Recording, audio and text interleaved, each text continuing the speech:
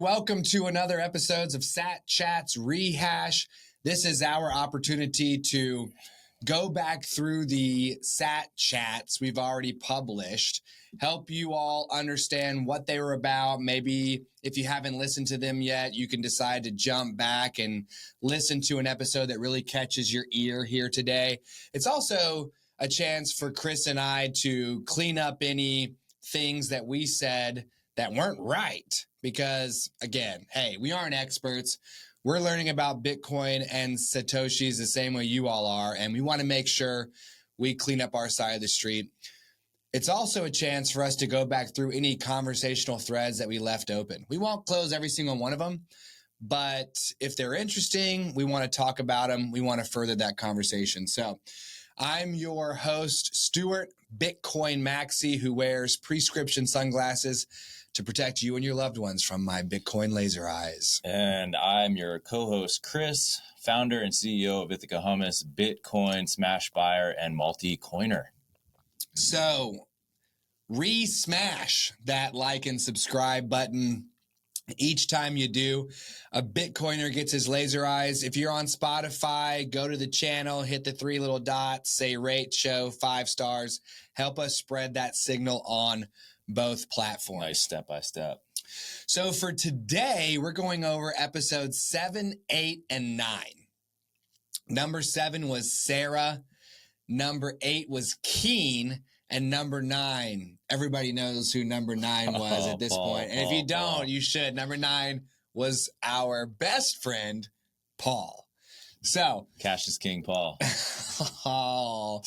Ooh, and I can't wait for the inaccuracies and mistakes section of number 9, Paul. But let's focus on Sarah first. So what was the major theme for Sarah's episode?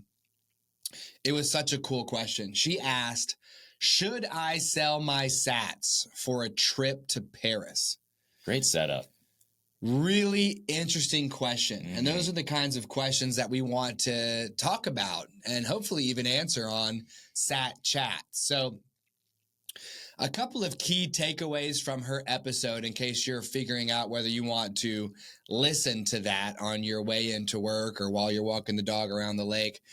We explore the dilemma of selling Bitcoin for a short-term purchase versus holding it for long-term gains. And the example was a designer bag. Sarah wanted to go to Paris. She wanted to buy something nice for herself as a souvenir. Sarah doesn't want a snow globe. Sarah doesn't want a little Eiffel Tower keychain. She wanted a designer Parisian handbag that could maybe only got there. We also examined Sarah's approach to Bitcoin, which was really from a trader's perspective, someone who buys it low, sells it high, contrasting it with Chris and with me, where we are more of a long-term savings-oriented approach. We are Bitcoin maxis.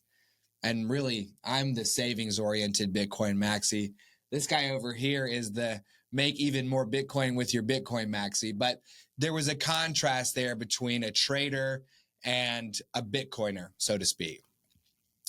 And lastly, we actually touched on Bitcoin mining, how it can help stabilize energy grids, reduce waste, and provide financial incentives for sustainable energy production. We do find that a lot of our guests are wondering what the impact of Bitcoin is on the environment. So we touched on that a little bit. It was nice. I mean, it was nice to see the surprise on Sarah's face when she learned that Bitcoin is actually, super healthy for the environment. Because the miners are incentivized to find energy that's going to waste or the lowest cost energy possible. And so that's always nice when you can turn somebody on to a new positive idea around Bitcoin. Yeah. And we did talk about how energy projects in areas where they need some support in the beginning to stabilize and get off the ground, Bitcoin's there to buy all the energy they produce while they're trying to figure out how to get their infrastructure going, how to send that out to homes, maybe in a third world country. Like, hey, we'll make you profitable immediately. How about that? Mm-hmm. Or a wind farm in Texas that can only send 60% of what it produces to the nearby town because of the way electricity degrades over distance.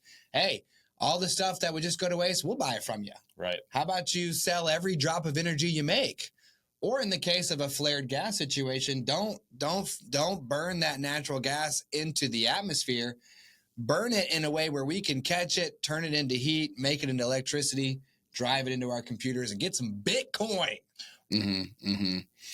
So I'll let you take the inaccuracies and mistakes, or at least to introduce them, set them up for us. Yeah. So first one was that Bitcoin fixes the grid. Is that inaccurate, or is it just not a fully flushed out statement? So I think this is one of those cases where Chappie, because of course Chappie works for Sat Chats, and I think she's a Bitcoin maxi, but she helps us go through our transcripts and flag things that might be wrong. And in this case, I feel like Chappie is taking what we're saying literally, mm-hmm. and just wants to make a quick nuanced statement. So you can go ahead and give us what Chappie says here. So she says that Bitcoin mining can help utilize excess energy, but it does not fix the grid. It provides economic incentives for using surplus energy efficiently, but it does not directly improve grid infrastructure or energy distribution. Yeah, so I think Chappie interpreted that statement as, does Bitcoin make infrastructural improvements or upgrades to the literal physical elements that, does it combine to make the grid? Yeah, does it directly fix the grid? Bitcoin is not going to fix a transformer that has exploded Home Alone style the night before it's time to catch your airplane.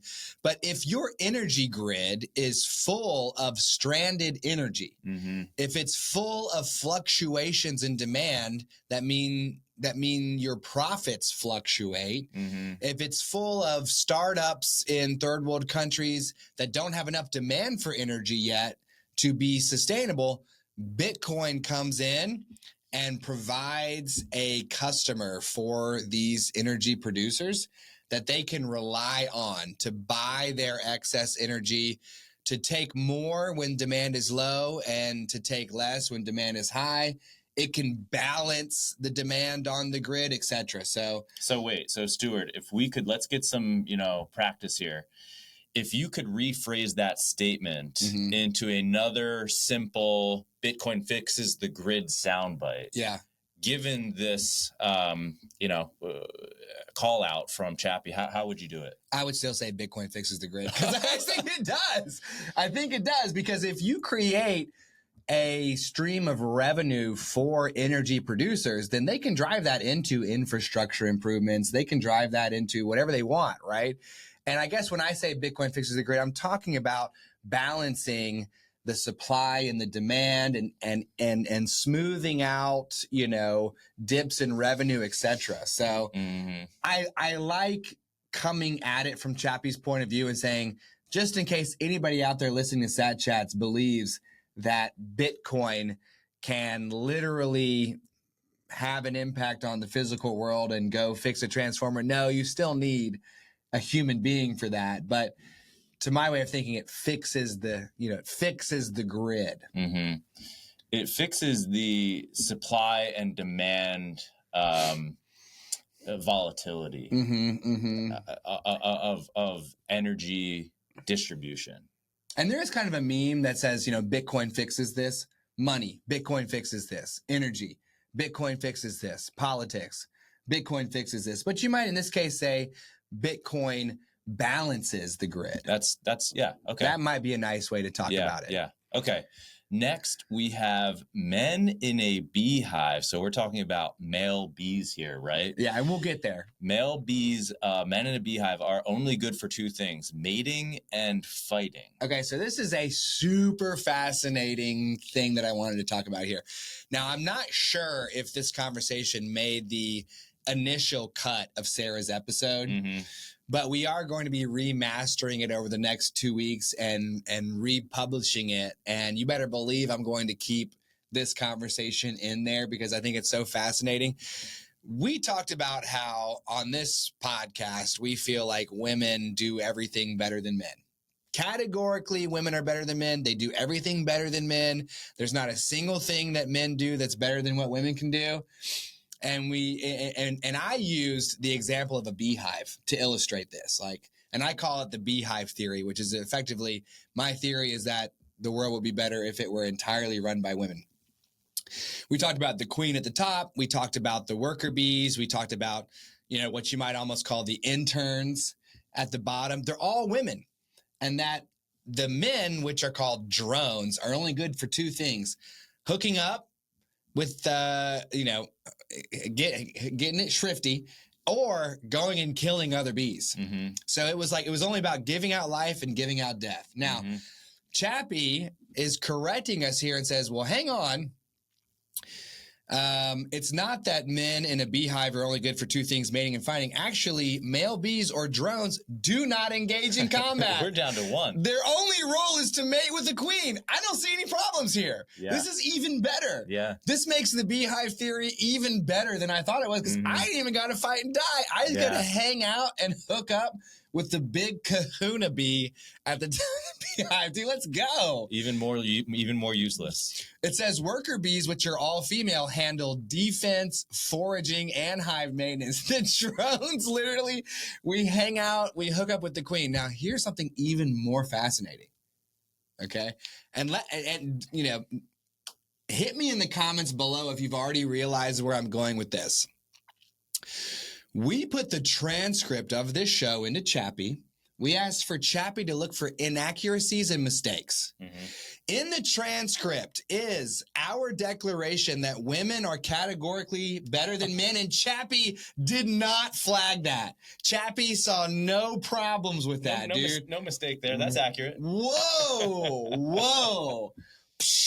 Yeah. Crazy. Now I am gonna correct you on the bee theory. Okay. But no, this is Chappie, right? Yeah. Chappie's like, hold on the bees, because I got some notes on that. But in terms of men being useless compared to women, you're all set. No need to rehash that one. Dude, that is a deep cut by the chaps right there. Yes. I absolutely love that. All right. So I'll let you grab this one. All right. Next, we're going to talk about episode 8, number 18. The theme of this episode was the journey that Keen took us on through technological and economic evolution, starting from early computing all the way up to Bitcoin now being this sundering force for disrupting traditional financial systems. So the key takeaways were that Keen saw this happen all the way from, really tobacco, through mini computers in his career, and then up to Bitcoin. We talked about Bitcoin as a fundamental shift in economics and technology as a whole, and Bitcoin's resilience against quantum attacks. That was one of his big questions, and we were able to work through that a little bit. So yeah.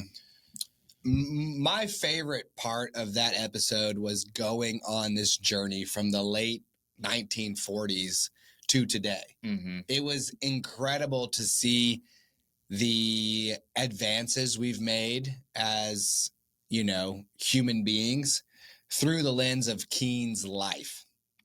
And he took us all through his childhood and through his career. And when he finally got to Bitcoin, Chris and I couldn't believe it because it just really gave you the context to understand that Bitcoin is fundamentally a massive shift in everything we know. And when number 16 Miles is out today on YouTube and Spotify, and he says, look, the world of money has changed, but we haven't. And you just feel that theme echoing throughout where it's like, hey, everybody out there listening, you need to stop. You need to learn enough about Bitcoin to start stacking your first sats. You must. It's the old saying, either you change or the world changes you. So let's take a look at let's take a look at our inaccuracies and mistakes. So here it says, Chappie, quantum computers could mine Bitcoin much faster. And Keen wondered if that would potentially break the system. Yeah. So what does Chap say for us? So Chappie says, while quantum computers could accelerate mining temporarily, Bitcoin's difficulty adjustment ensures that block production remains roughly every 10 minutes. However, the bigger risk with quantum computing is breaking ECDSA, the cryptographic system securing private keys, which is a separate issue from mining. Pretty interesting, because we did catch some comments online from individuals who felt like we weren't representing the quantum risk accurately. We did. But we did, because we were talking about the idea of a quantum computer coming on and mining Bitcoin much faster than today's normal computers. And we went over the fact that Bitcoin's difficulty adjustment would simply see that after a short amount of time and adjust itself upward. Yep.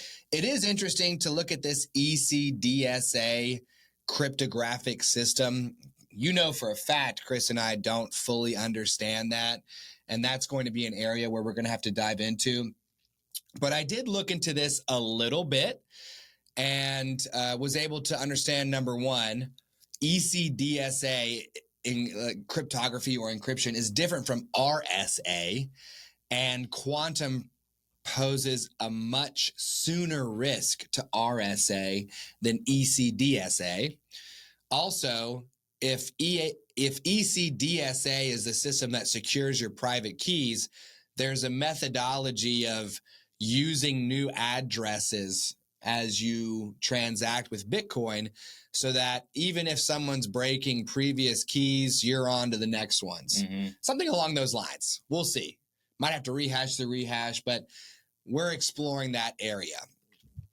Short story long, I like that Chappie can help us understand that quantum computers are simply going to make Bitcoin more secure in terms of the mining, because as more computers jump on the network, it becomes harder and harder to solve the blocks, which means you need more and more computing power, which means it's harder and harder to take over 51% of the network. Mm-hmm.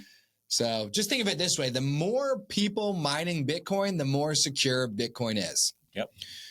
This next one is interesting too. So Chappie's telling us that when we said China has two currencies, one for domestic use and one for external use, it was inaccurate. Okay. Yeah, because I talked about how they had one for inside China and one for outside China, and how that was even more silly than the one money that we have in the U.S. Yeah. And I mean, it turns out conceptually you were hitting on something that is a big difference between our monetary policy and China's. Yeah. So what Chappie says is China's two currency system consists of the renminbi, RMB, as the official currency, with two exchange rates, one for domestic use, onshore CNY, and one for foreign trade, offshore CNH. Do we know what those acronyms stand for? No. Okay. Well, you can look more into that if you'd like. It's not technically two separate currencies, but rather different mechanisms for controlling capital flows. Pretty wild. So, I mean, having two separate currencies is wild, but actually having one with two exchange rates is even wilder. Mm-hmm.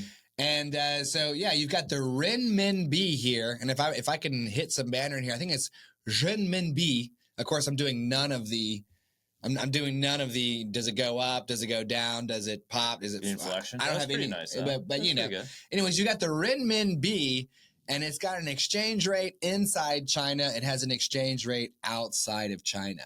How in the world do you manage that? Well, it's kind of like how the Federal Reserve, when they report the CPI, it's like they mix up the items that go into the basket of consumer goods, as they see fit. Yeah. It's kind of the same kind of like trickery going on there, it feels like, right? Yeah, it's kind of like, well, hey, look, if you look at it from this angle, it's this.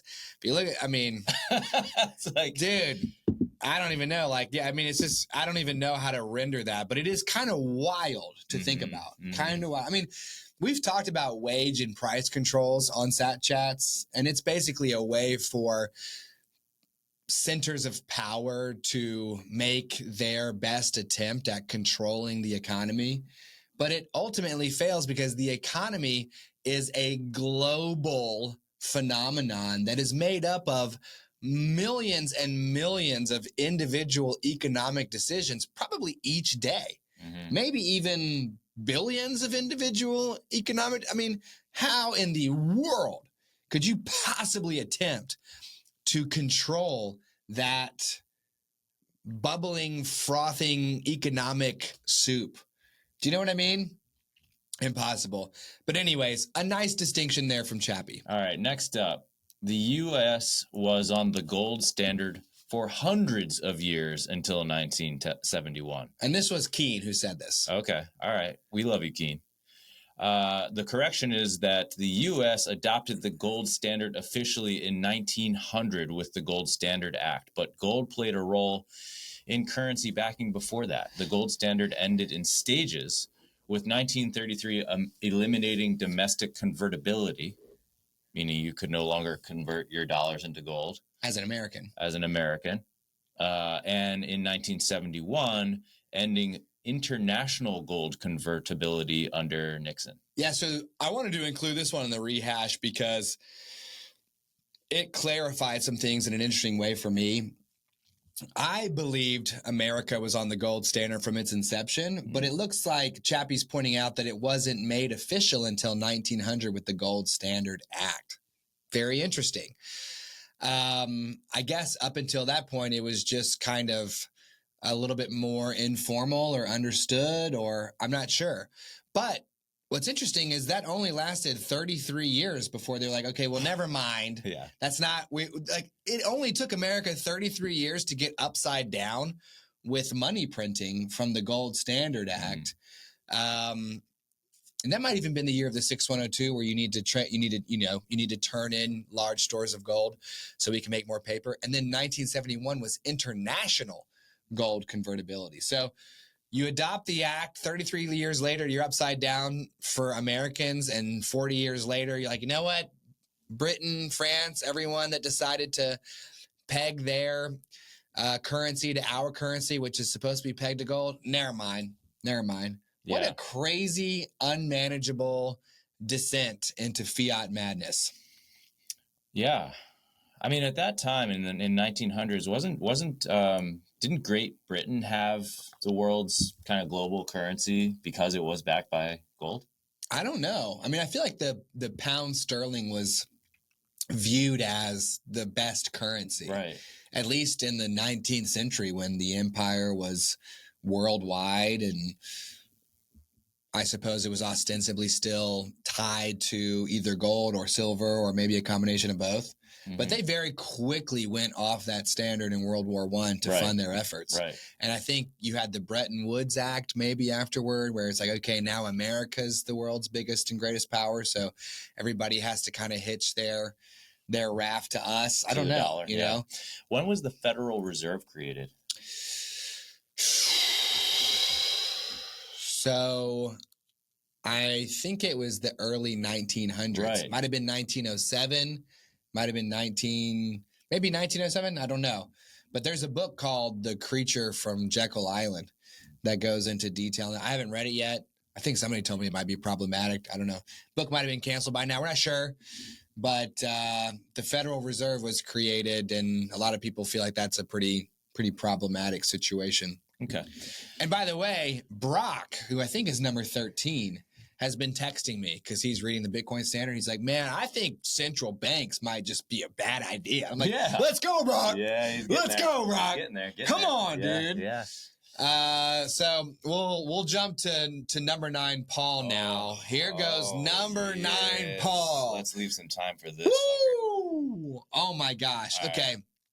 So Paul's episode was a deep dive into whether Bitcoin will surpass gold in market cap. Bitcoin's role is the hardest money. And we did a quick analysis on whether these Bitcoin mining companies are good investments. Mm-hmm. But kind of underneath that whole theme is cash king? I actually think that underneath that whole show is this idea of what's better, Bitcoin or cash? So some takeaways. Bitcoin is superior to gold. Boom. And that's a viewpoint that Chris and I hold. Bitcoin as a base layer of wealth is better than trading or investing. Again, that's what we felt like. Paul, you'll have to listen to the episode because he didn't feel the same way. And then inflation and government debt make the U.S. dollar a melting ice cube. I think everyone agreed on that one. Yeah. So my favorite part of Paul's episode was that he was a very nuanced guy. He is a Bitcoiner from a long time ago. He holds Bitcoin. He gets that the U.S. dollar is no good, but then somewhere in his head, he really only had the dollar as a unit of value. He couldn't conceive of items in another money's terms. Mm-hmm. And he still felt like cash was the best because he could put $20 into Bitcoin after the show. He could put $20 into his options trading account. He could put $10 toward, some coffee or a snack. He liked the optionality that cash gave him. I think so. And he was also kind of a diversification guy. He was like and his screens, he had like 27 different streams of information on the screens behind him in the show. Like, to me, it's like, how much time do you have? Like, if you want to sit there and be the mouse in the cup of cream that just churns and churns and churns and churns to try to turn that into butter and get out eventually, good luck. Go spend your time churning and churning and churning. Yeah. But from my perspective, just put your money into Bitcoin and let it grow. And then go live your life, right? Exactly. And you'll see from number 15J, he puts it very nicely for us. If you want a disproportionate return on investment while doing absolutely nothing at all, you just get yourself some Bitcoin, stack yourself some sats, and go continue to live your life, man. So, all right. I'm smiling because I love this first inaccuracy from Chappie. What a sweetie! I love her. So she says that Nvidia outperformed. So this is what Paul said. Paul said Nvidia outperformed Bitcoin over the last 16 years. So on the show, I said nothing is better than Bitcoin. Mm-hmm. Bitcoin is the greatest performing asset of all time, and Paul was like, Nvidia, bro. A lot of people say that. And I was like, okay, maybe, because I didn't know for sure. But let's hear what the Chapster has to say. Okay, while Nvidia has seen massive gains, no doubt, I own some Nvidia, Bitcoin remains the best performing asset in history with a 200 million%. Is that even possible? Increase since inception. Now, it did start at 0, so, You gotta take that into account. Which is actually infinity% increase. Yeah. Nvidia has been one of the top performing stocks, but has not outpaced Bitcoin overall. And we know what just happened to Bitcoin with what's the new Chinese DeepSeek.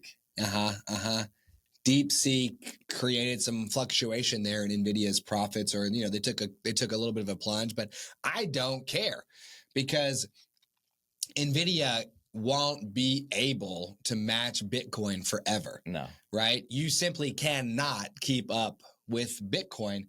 And what I love is that, some people, they love Nvidia or some other stock and, Nvidia is better than Bitcoin. Nah, bro. How about 200 million% increase, bro? Let me get $1 of Bitcoin, and then later on, that's going to be $200 million. Ooh! Obviously, you would have to get Bitcoin when it was literally no money at all. It wasn't even 0.000001 per Bitcoin. But them's the facts. Guess what happens if you buy $1 worth of Bitcoin today? Later on, it's going to be $200 million, folks. People don't understand that Bitcoin has done in the past what it's going to do again. It's going to do it again. Yeah. We really are just at the beginning. The biggest mistake people make is thinking that it's too late to get into Bitcoin. It's too late. All the money's already been made. Stop. That's a dangerous perspective. It's a dangerous perspective to hold on to. We are at the beginning. That's so silly. Okay. That's so silly. And just by the way, take a minute here, smash like and subscribe.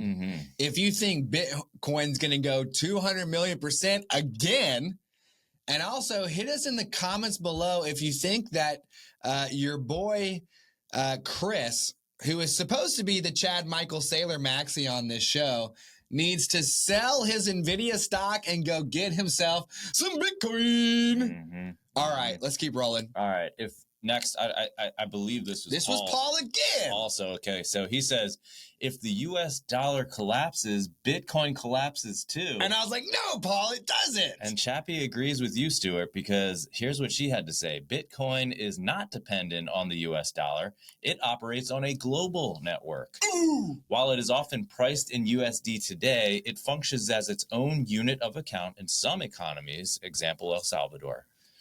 If the dollar collapses, Bitcoin could actually benefit as people seek alternative stores of value. I mean, there's no doubt that it would benefit. Squaboosh, dude. Right. Skibbity bloosh, man. Not that anyone wants to see the dollar collapse. That would be tragic. I mean, that would be, I can't even imagine what would happen if the dollar collapsed. It would wreck a ton of people.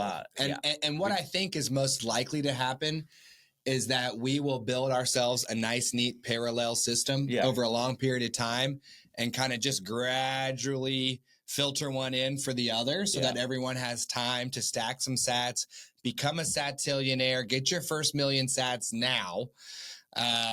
But again, Paul was like, man, the US dollar is everything.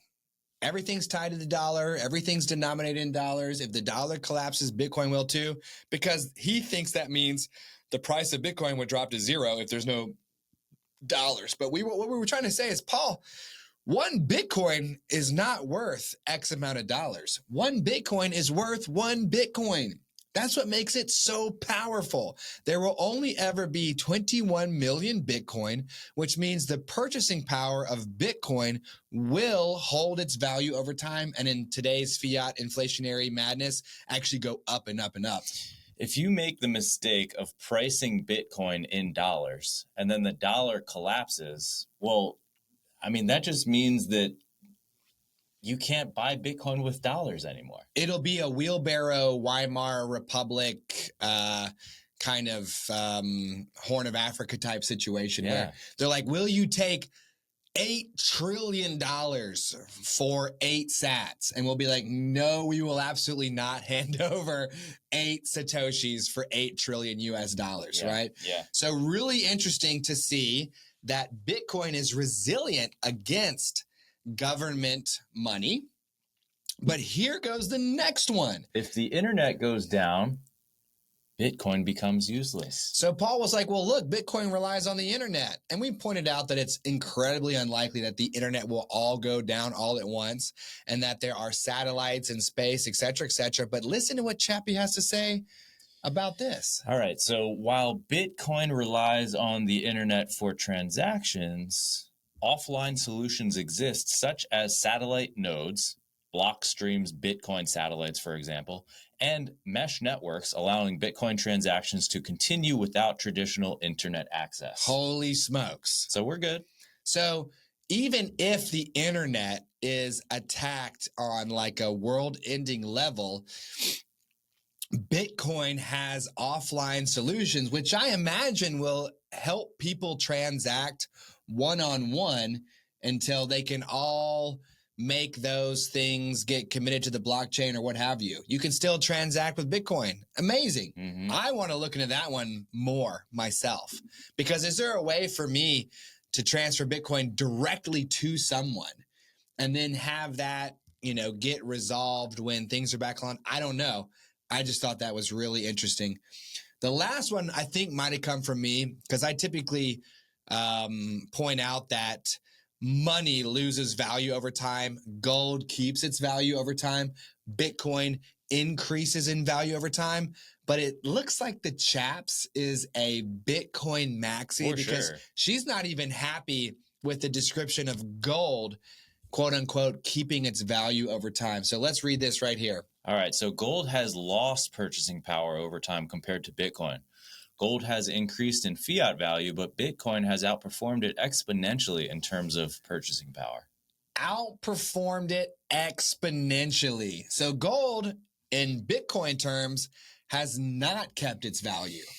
Dude, Chappie is, let's go, Chaps. It's ripping. All right. So,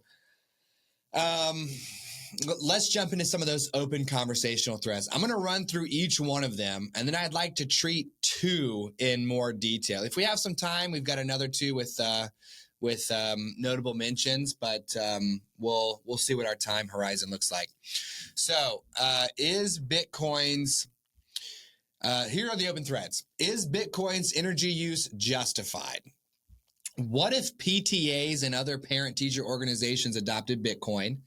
Should you trade Bitcoin or treat it like money? How will AI impact Bitcoin? Can China's digital yuan compete with Bitcoin? Digital yuan is probably a better way to say it. If Bitcoin removes monetary control from governments, how do they adapt? What role does taxation play in a Bitcoin-based economy? Could Bitcoin mining complement or integrate with renewables and grid demand in electric vehicles? Whoa. Who is Satoshi Nakamoto?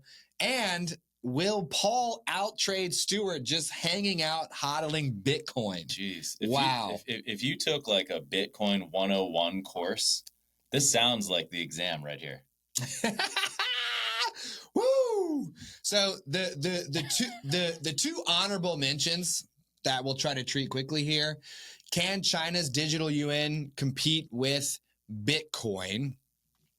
It's just interesting to think about China's central bank digital currency. It looks like they already have one, and it's basically a programmable money like Bitcoin, only they control it entirely and can set expiration dates for when you must spend the digital yuan, for example, or they can limit what you can buy with it, and they can basically start to control that experience for you even more versus Bitcoin, which allows you to simply use Bitcoin in the ways that you feel. How's that sound? How's that sound? Dude. Versus Bitcoin. I mean, you choose. Which one would you rather have? Yeah. In a free market, can China's digital whatever compete with Bitcoin? Absolutely not. It's going to get wrecked. Absolutely not. It's going to get wrecked. Who would choose that? It's kind of like Bitcoin, but they can control when I can spend it, how much it's worth, when I can transact. No, stop. No, just give me the Bitcoin. And they're like, by the way, our digital yuan is going to have one exchange rate for inside digital China and one exchange rate for outside digital China. The whole thing's going to be absolutely wrecked. Yeah, dude. Sounds great. Okay, just give me Bitcoin. The other honorable mention is this idea of could Bitcoin mining complement or integrate with renewables and grid demand in electric vehicles. And I added this because I had a vision of taking your electric vehicle on the road and then plugging it in to recharge before you keep going. And while you're eating and it's recharging, the car's computer mines Bitcoin. And like the idea of like my little BitAxe hobby miner, you have a car that just is trying to solve a block while it's charging up. That would be nuts, dude. Could you imagine if your electric vehicle is also trying to solve blocks? Well, how about the actual charging stations that are sitting there idle? What if they were what if they never had to be idle?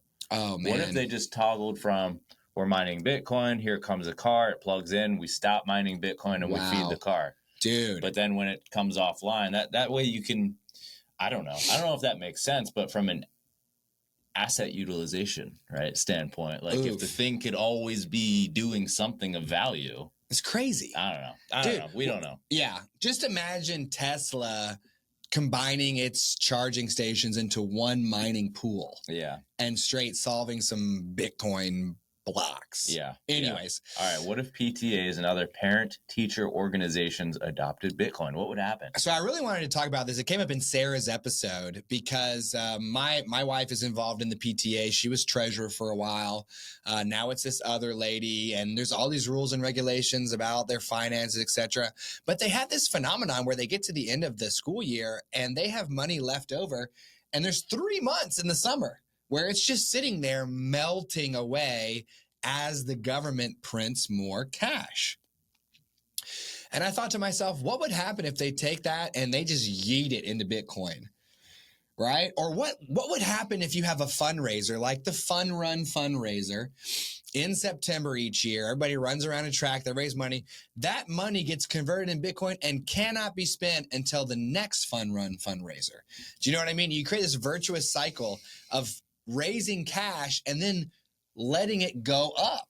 Dude, you would eventually have fun runs where it's not just, hey, let's have a fun run fundraiser to continue to cover the basic costs of school supplies because our state has been defunding education into infinity and beyond. To, hey, yo, it's the fun run fundraiser. And thanks to the Bitcoin, every kid is getting a brand new set of sneakers to run the fun run, dude. Are you kidding me? You could start to do some crazy things if your school adopted Bitcoin. And I think it would be great if all the Satillionaires out there could boost the Sat Chat signal to the point where we have enough disposable income as an organization to set up Bitcoin reserves for every single school in Raleigh. Yeah. High school, middle school, elementary school, we say, hey, it might need to be a parent-teacher organization instead of the PTA, but whatever. We say, all right, here's your first million sats. Mm-hmm. And we set up every school in Raleigh with their own Bitcoin wallet. Are you kidding me? That'd be great. That would be nuts. Yeah. So comment down below if you like that idea, because I think that is nuts. There's a ton of misallocated capital in PTAs and PTOs nationwide. We should be yeeting it into Bitcoin. I mean, how do we just get them to hodl? Yeah. How do we get them to just buy and hold? And I think Peter McCormick, who did What Bitcoin Did before moving on to the Peter McCormick Show, was talking about running for mayor of his town in the United Kingdom, or maybe it was England. I think one nests inside the other. Anyways, his idea was to run for mayor and then just take all the money from the town, yeet it into Bitcoin, and pass a law that says you can't spend this for like 10 years, 9 years, 10 years, and just watch that town get rooch. Yeah. Absolutely rooch, dude. 200 million%. Yeah. All right. Last one for today's episode of Rehash. And this is a big one. If Bitcoin removes monetary control from governments, how do they adapt? Let's stop there. Adapt. If the government is no longer issuing its own money that we as citizens must use, what happens? Get smaller. Get smaller. Oof. How does the government adapt? Get your right sized. That's, maybe. I think, the best way to put it, right? Yeah, yeah. So just like Marie Kondo's tidying approach is not to throw away the maximum amount of stuff, but is in fact to keep only that which sparks joy for you. Just the vital. Right? Yeah. When you tidy with Marie Kondo, you may end up keeping 100% of your stuff. If it all truly sparks joy for you, it's almost impossible that it could, but it's feasible, and it makes the process of tidying more palatable because you're like, I'm not in here to throw away all this stuff. I'm in here to find the stuff that sparks joy. Well, in a government that doesn't control the money, I think the best way to talk about it is that it gets its right size. It goes to its right size. You may have a world where it gets bigger than it actually is because it needs to be bigger than where it is to get to its right size. But what's most likely is that it will get to its right size by getting smaller.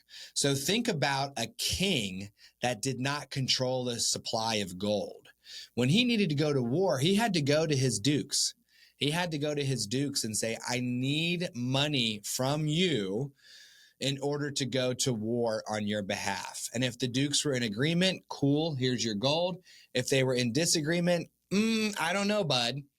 And so the king could only go to war for as long as he had money to pay his soldiers. And then you either win or you're like, okay, guys, we're going to go back home.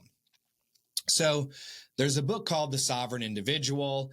I read it. It's very big. It's very long. It's old. I'm not sure any of our target audience is going to want to jump into The Sovereign Individual. So just let me read it for you.